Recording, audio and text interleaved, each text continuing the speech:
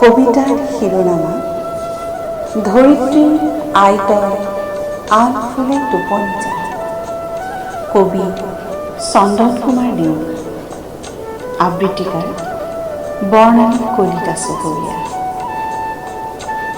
ধৰিত্ৰীৰ আইতই টোপনি যায়, কাষতে শুই মই বুঢ়ীয়াৰ সাধু এটা কওঁ। দুগালত হাত বুলাই নিচুকনি গীত এটা গাওঁ।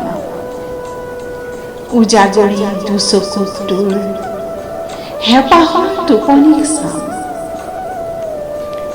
ধৰিত্ৰী আইতই টোপনি যায়, হাতম পৰসীয়া ভাগৰুৱা দেহাটোৰ সেতেলিত পৰি তই জোৰ পেলা গা।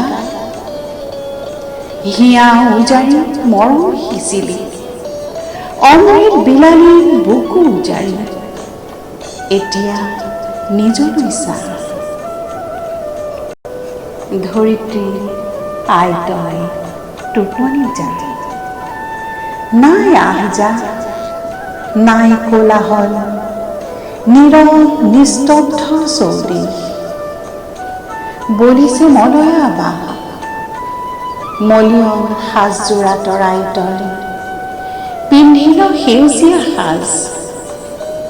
চকুলো নুটুকিবি, নকৰিবি দূৰ, আন ফুলে টোপনি যায়। ধৰিত্ৰী আইতই আন ফুলে টোপনি যায়।